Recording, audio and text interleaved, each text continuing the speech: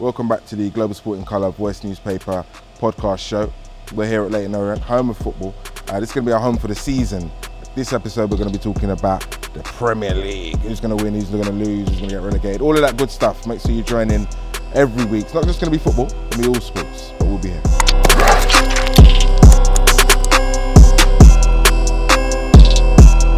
Welcome back to the Global Sport in Colour Voice newspaper podcast.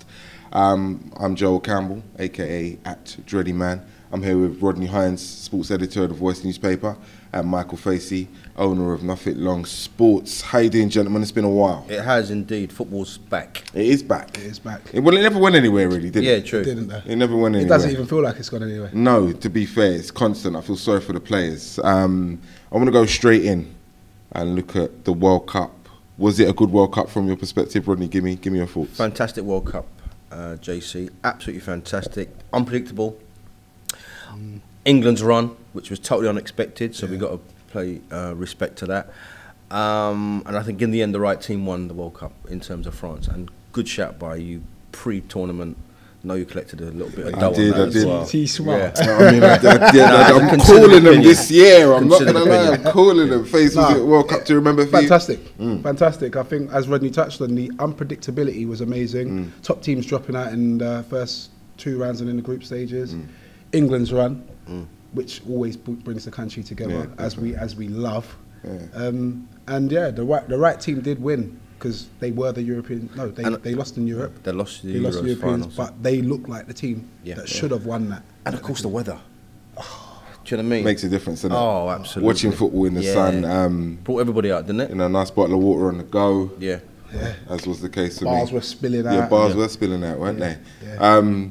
We got to, before I go too much further, we've got to pay homage to our hosts, and our hosts for the season, actually. We're going to be here. We've got a new home ground. We was at Wembley when we did the podcast the first time around. We're going to be at Leighton Orient, home of football. I don't know. Home of football. Home of football. It means a lot to me to be here. Yeah. The Orient, yeah. The Orient, you know. Tremendous facilities. Hashtag only one Orient, just for all those out there. But I want to just thank all of those involved in helping us to secure this home ground for the season. Lucy, thank you very much. Errol McKellar, thanks for pulling it all together. Yeah, and to the shout club generally, well done. And we will follow their fortunes, won't we, no doubt? Yeah. Definitely. And hopefully it is fortunes as well. Yeah, and get a couple of guests in as well from the O's and talk about what they're doing. Definitely. I predict promotion this season. Good. You know, it was a difficult transition for them last year, and I think that was reflected in where they finished. Absolutely right. But I think they haven't got to grips with it. New owners have established a way of running the club and a healthy way of running the club. I come here now and everybody's got a smile on their face. And you know what, Jay? This football club gets it right, and I expect them to do so. In the catchment area that it's in, you'll be able to lock them out because there'll be a buzz and whatever. You know what I mean? It's just far enough away from the Tottenhams, the West Hams, etc., etc., to have its own space. So we'll follow their fortunes. Yeah. So like, as I said, home ground for this season. Sorry, Mark. It's all right. No, it's beautiful. I was saying when I was walking in, it's just the whole place is beautiful. It's nice. Wonderful setup. Definitely. All right. Listen. Let's move on to this season. Spurs. Right, my club. I don't know if you noticed. Why are we starting there? I don't even know. No, well, we have to because they had the most players in the World Cup that played the most minutes. That's a little segue there. From the Premier League. I mean, you have to segue from the World Cup to the Premier League. I'm just saying, top of the league again in terms of the minutes played, Spurs players, but it's also going to pose a problem, as we've already seen, for Pochettino. Talk about that for a minute. The teams that had all those players that reached further on into the World Cup, we know Jose Mourinho, and we're shooting this just a week or so before the start of the season, even though this is our season preview, so a lot can happen. But a lot can happen. Jose Mourinho wasn't best pleased with the fact that some of his senior players didn't come straight back to play for the clubs on the pre-season tour, because he knows the workload that's coming. He knows what's going to happen, and he's been a stickler for hitting the ground running from as long as I've been following his managerial career. So it's an issue for him. Yep. It's an issue when you finish as far behind the Premier League champions as Man United did. I think it was 19 points in the year, wasn't it? Yeah. Smacks of desperation to me, and I can understand it. However, the players need their breaks. And I know some of the players have gone back slightly early. In terms of United, I think Ashley Young went back a little bit earlier, etc., etc. while the Rashfords of this world and Lingard, I think at the time of shooting this podcast, were still enjoying their break. They need it. Yeah. It'll either catch up with you later in the season if they come back too soon, having played almost non-stop football. So, while I understand these gripes and complaints, you need to rest your players. I don't know if I agree. I agree to a certain degree, because that's why we have a squad, isn't it? That's why you have a squad. There is other players there now. Whether they're good enough or not, that's down to the squad and the management to get that right. So, I think he's playing mind games, to be honest, Jose. I think Jose's putting it out there, but he knows what he's got. Because as we've just displayed, like, United weren't far off. They were 19 points off the lead, but they still finished second, which was better than the rest anyway. So do they have a bad squad that's going to have that much of a problem? I'm not sure. Well, that's the thing. I think his frustrations was coupled with the fact that there was a lot of inactivity in the transfer market. It's hard at this juncture to kind of look at whether a team's done well or not in the transfer market. But from your point of view, Rodney, what does Man United need in order to close that gap on City? To add a little bit more quality to the squad. I mean, that's easier said than done. I know. But I mean, listen, we talked just before we started shooting this that Man City have added Mahrez, you know, a Premier League winner in his own right with Leicester, almost the best player in that Leicester team that surprisingly won the league, added some quality.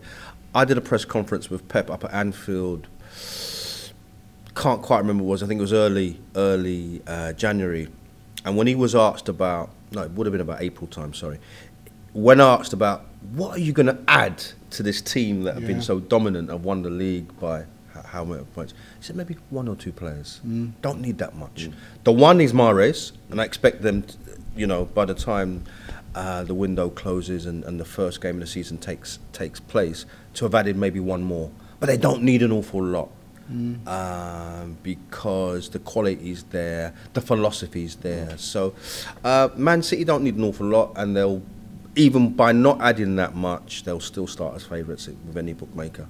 Obviously, Mike, you're Man United through and through. What do you think you need to close that gap? Initially, I would have said they need certain players, midfield, defence. But then I kind of thought about it. They don't need players. They need players to step up and do their job, because they've got the quality in the players.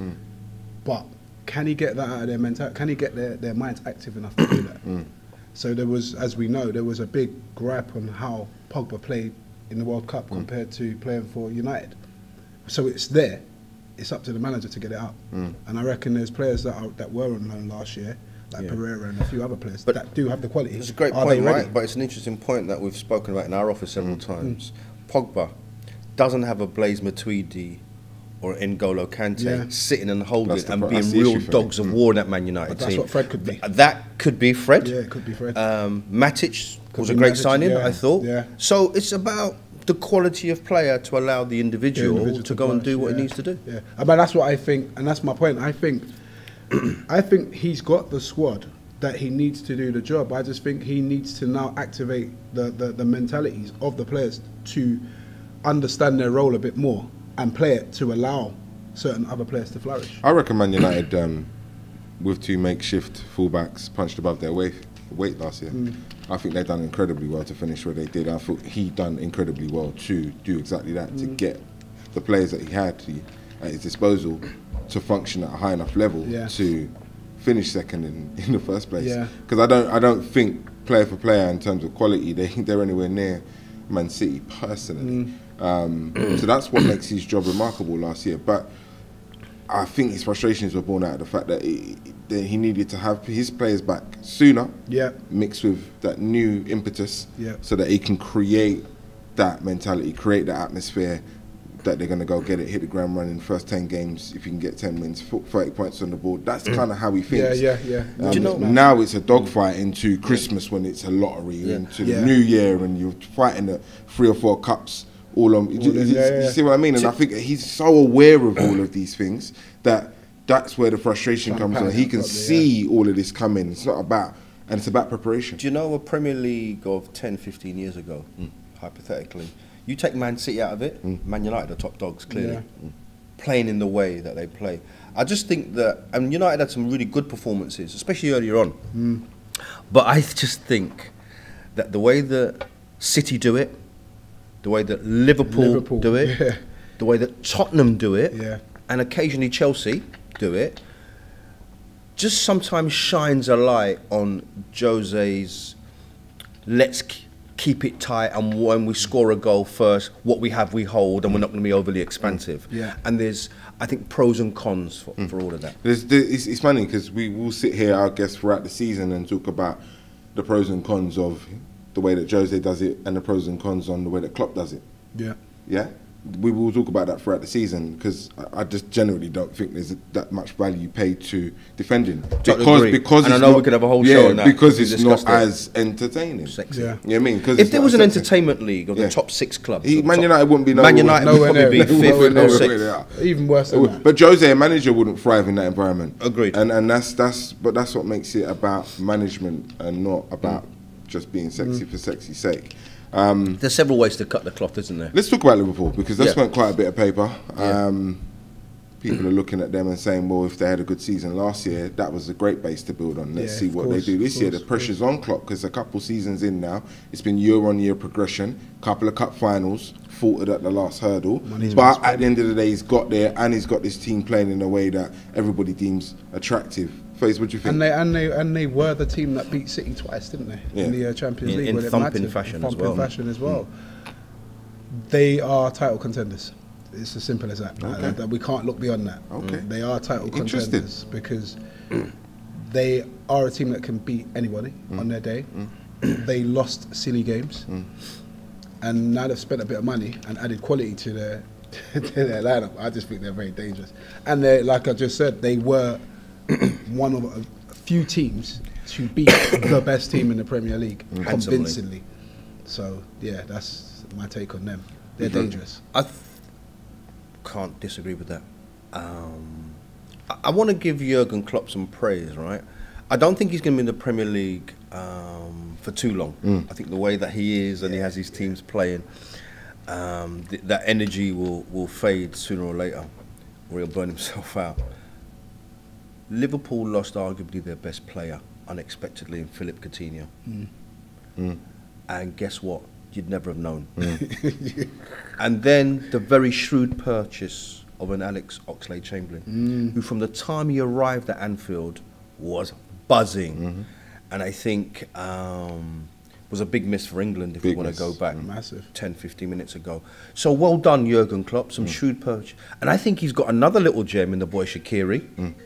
Well, someone's left their dog on. Someone's left on. And the thing is, we say like... We say, have you turned your phone off? It's the cameraman, Can you believe it? Can't believe it.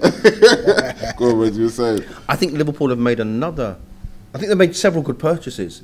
I think they've beefed up the midfield with Keita and Fabinho. They've now got the goalkeeper in Alisson. But I tell you what, I think the boy from Stoke... I think the boy from Stoke, Shaqiri... Right? Could be special for them. 12.5 million. It's a snip. And I tell you what, the boy's got talent. We've seen it with Switzerland at the Euros. We've seen it in little phases at Stoke, who have now obviously been relegated. I think that's a shrewd signing. It is. I'm surprised so many teams just let them. They beat United in the pre-season already. And he scored the overhead kick. What an overhead kick. It was an overhead kick. So for Liverpool, I agree with Michael. It was a great debut goal. I think they're going to be closer than they were. And I would say they'll probably finish above Man United as well this time round. Ooh, big talk for Man United, for Liverpool. I don't know. I can't see them doing. You know what it is? Any better and than they did last year. This? They beefed up. When I say shrewd purchases, what's our problem defensively? Van Dijk is purchased for 75 million. He's taking care of all the problem areas. I think the timing for them has been. Special. And you know what? They're going to score goals home and away. Home and away, they're just going to score goals. Yeah, it's going to be interesting to see how they continue. Because remember, as we know, there's first season syndrome for most of their players. Yeah. Nobody can really work them out. And then their second season when we know what they can do, let's try it. And I think one of the big things for them, and we mentioned it, they know how to beat Man City. And if it wasn't for Mane being sent off at the Emirates, I don't know if you remember that game, Salah had chances at the Emirates to beat City, and it didn't happen. Then they had the sending off, and they lost that game. But I was at Anfield when Liverpool ripped Man City apart in the league game. I think the problem with Liverpool, or that last year's Liverpool, was any team that sat back and defended frustrated the hell out of them, and they couldn't beat them. Okay. And that was a problem for them. Contenders. I mean, if you finish fourth one season and do as well as they did the season before, then you've got to throw them in the mix, especially with the money they spent and the additions that they've made to the team. I just think there's no guarantees, and everybody knows how to play them now. I don't know if that's going to make a difference because they can swarm and beat people up. They've got Salah. I'm just saying, isn't it? It's just got Salah. Yeah, he scores in and out the box. He does. So but is really that enough, though? I'm not sure if that's enough. What did he do, 40? Yeah, he done that last year. I don't know if he'll do that again now. Apart from losing some silly games, I wouldn't fault them. I think that they generally were good. You know, the development of a Trent Alexander-Arnold who stepped in because Nathan Clyne, another good player, no Oxlade this year though. Yeah, really. Yeah. No Oxlade this year. The boy Robertson, a left wing back or left back. Development of players, and the one thing you're gonna have to do for Jurgen Klopp is provide energy.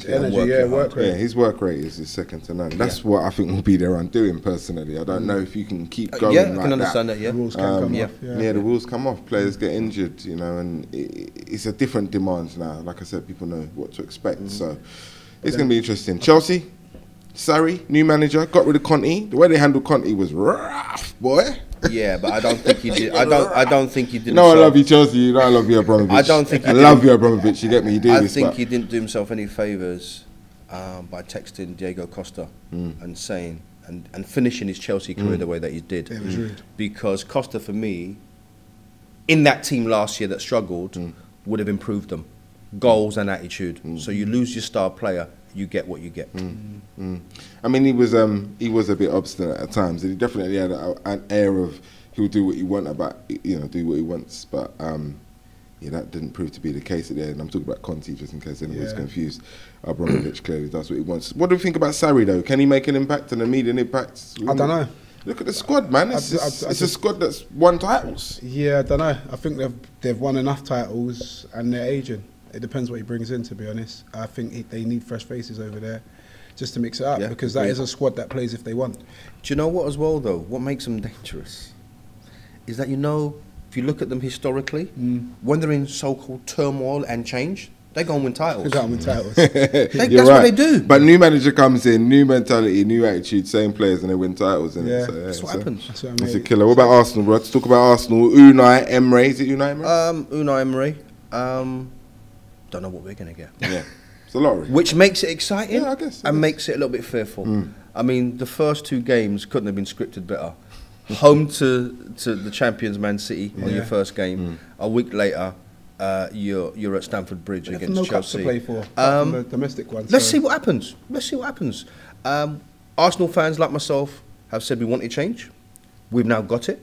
You can't then determine what that change is going to bring. Of course, so you have to live and learn. But you know what? I like what I see. And we talked earlier on about Klopp. And I think one of the reasons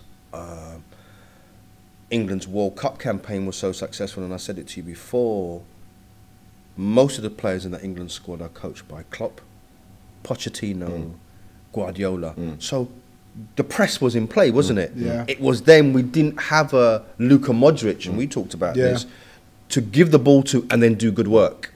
So I think to go back to Arsenal, I think Arsenal will now play that way, that Spanish pressing game. What happens next, I'm not sure. Nobody knows. Yeah, it's a bit of a lottery. I guess we'll be in a better place in a couple of weeks. What about Tottenham, mate? What about Tottenham? I mean, it's going to be a difficult season for Spurs. He's smiling. For a number of reasons. No, but I'm smiling because Spurs have punched above their weight for the last 3 years. And we're all expecting them to do exactly that all over again. We'll see if the way that the club's owners are navigating this transition. We'll see if the way that they've chosen to do it is the right way in a year's time.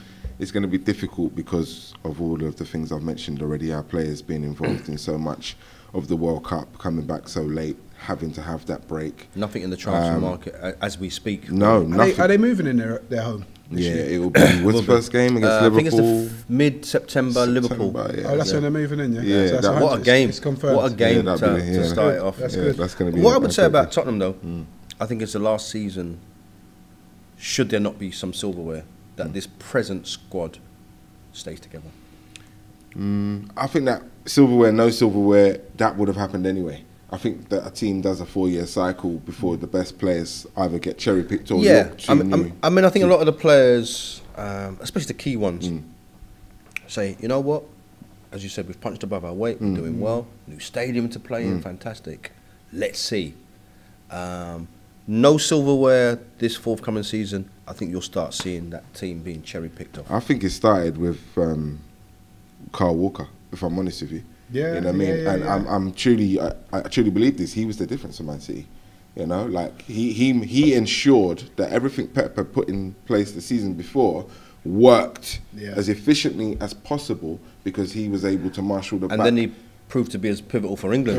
So it was a shrewd move, but. And obviously he's talking to a Danny Rose or a Kieran Trippier. They're all from that neck of the woods. They're all having a conversation. Yeah. He made the move and it worked. And it worked.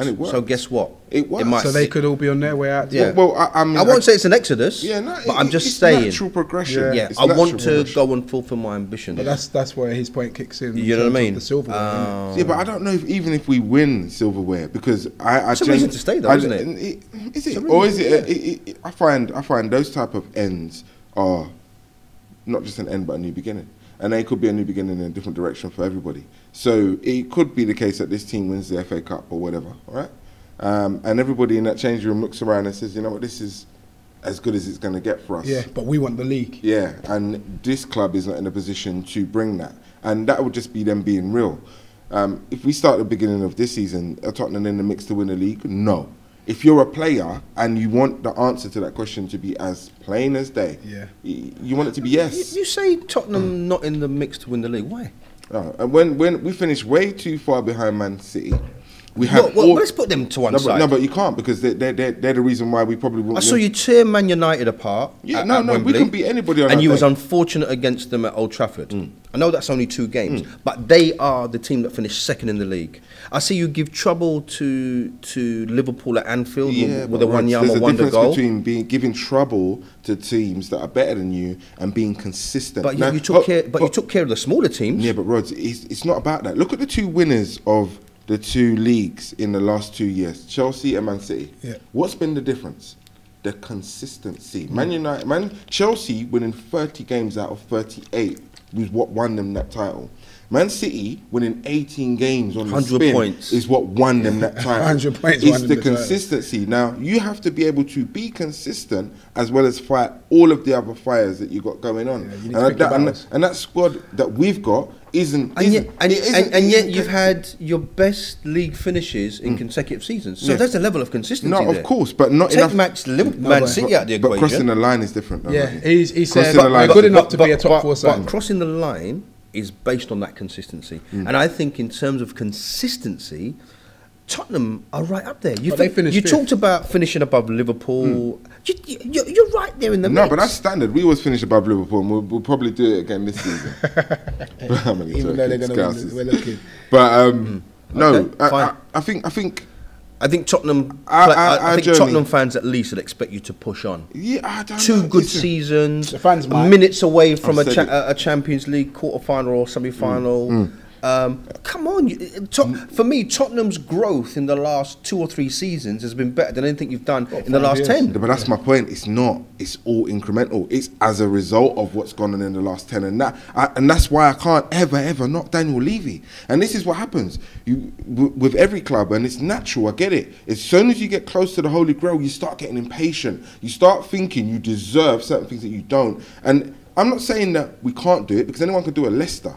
But I'm saying the likelihood of that happening while we're still trying to make headway in the Champions League, because that's important. Revenue. Make headway in the domestic cup competitions. Handle players who have international ambitions and obligations. All of these things have only been handled at Spurs for the last 5 years.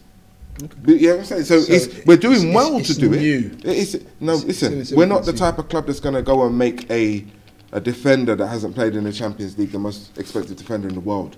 So you see when Liverpool are plugging those gaps and making those transitions, he said they have the resource to do that. That's within their structure.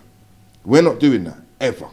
we're going to go and buy a 21-year-old, and we're going to say you're £42 million, and we're going to make you play every single game of a Premier League campaign, and then we're going to finish third, because that's what happens when you buy a 21-year-old. I mean, the last team. There's a difference. The last team, in my opinion, that tried to grow organically and buy players that in 3 or 4 seasons would be better was Arsenal. It worked though. It's not working now. Yeah, but that's because it's not working now. Because for me, you have to now that, especially with this 19-point gap. Let's just talk about that. 19 points, guys, is 6 wins and a draw better than everybody else. I repeat, the numbers, 6 wins and 1 draw better than everybody else. What you have to do now, and I think Liverpool have cottoned on. You have to buy oven-ready chickens to compete in this scenario. Yeah, I agree, but that doesn't mean that, see, that's my point. Traditionally at Chelsea and at Man United, I want oven-ready chickens. Liverpool, oven-ready chickens, that's probably why the gap between, based on your club and what you're saying, Arsenal, where we don't know what we're going to get, is just going to widen.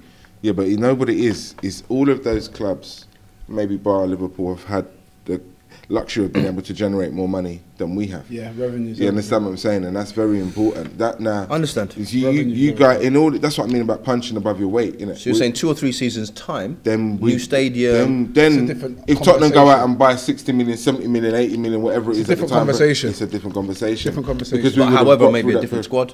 It will be a different squad, but it will be a part of, at that point, the 10, 15-year journey to build your club into something that's going to be a sustained success. Yeah. And if you can nick a title and a bit of silverware on the way, even better. But that's what. So he's technically. But I don't want to nick it and then all hell breaks loose, and we're not in a position to do that. But that's how I feel about Spurs, and we've done 25 minutes on Spurs, talking about the top 24 minutes on Spurs and 1 minute on everybody else. 1 minute on everyone else. You know. We've talked about the top 6 clubs, though, haven't we? Yeah, top 5, top 6 clubs. Who gets relegated, boys?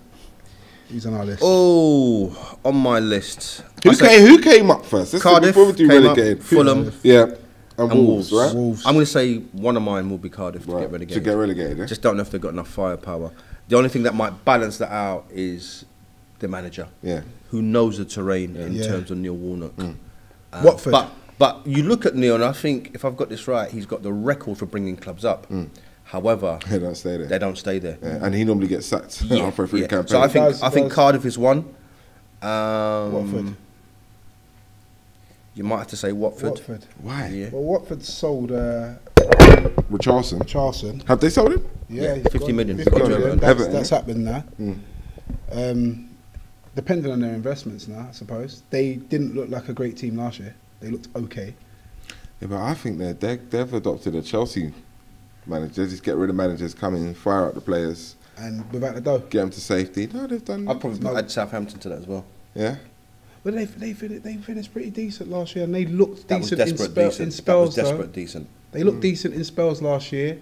They didn't look like a side that looked like they had problems there. They look like they can get it together. But it's a tough league now. This is the problem. Brighton can play. Huddersfield can play. I think Brighton and Huddersfield will both be better off for that season. Yeah, they all can play. And I look at some of their purchases they made. With all due respect, you probably couldn't name the people that they've played, but you look at the sums of money they've paid, 15, 20 million. What about the Hammers? I think the Hammers will be great. They've got the boy Jackie Walsher in, who I think will be good for them at that level. They bought the right back, Fredericks from Fulham, and they got a manager that knows how he wants to play in Pellegrini. I've got a lot of time for him. Don't forget this guy that won the league, and I'm not saying he's obviously going to win the league, but I just think he'll make West Ham competitive. And if West Ham don't finish in the top 10, I think they'll avoid that nonsense of last year. I think there'll be some stability. And as you can see, they're chucking some money at it now, which is what the fans have always wanted. And that toxic atmosphere at London Stadium, I think that will disappear as well, because I think they'll see some expansive football. Well, it's time to get behind the team. Yeah, absolutely. You know, they wanted their owners to spend money. It's also time for the team to produce, and the manager and the club to spend some money. But it goes back to what you said. They haven't had the right managers there either. Do you know what I mean? Like, for me, they haven't had the right managers there. I expect Pellegrini to... he'll be different, because he knows what he's doing, and he won't stand for anything other than excellence. I think he's been good wherever he's been. So, yeah, West Ham will be a big, well, a better prospect this season. Relegation, I don't know. Yeah, who you calling? I don't know. I can see Wolves struggling, Cardiff struggling. It's tough. And another. Let me tell you something. I think Wolves, especially early doors. Listen, I'm going to put it out there. If my man don't get it right at Bournemouth, I don't know what they're going to do, because I don't know if he's got it in. That's a good shout. I don't know if he's got it in him to spin them the same story, spun them for the last couple of seasons. Yeah. You know what I mean? And this will tell me if all of that hype a couple of years ago when they was connecting him to England job. I'm not saying he's a good manager. Don't get it wrong. I'm not saying he'll be fine, you know. Yeah. The club in the long run, he'll be fine. Yeah, but if he doesn't do the job, man, he'll be fine regardless. You still got to look at him sideways. He said he's been spilling stories to the man.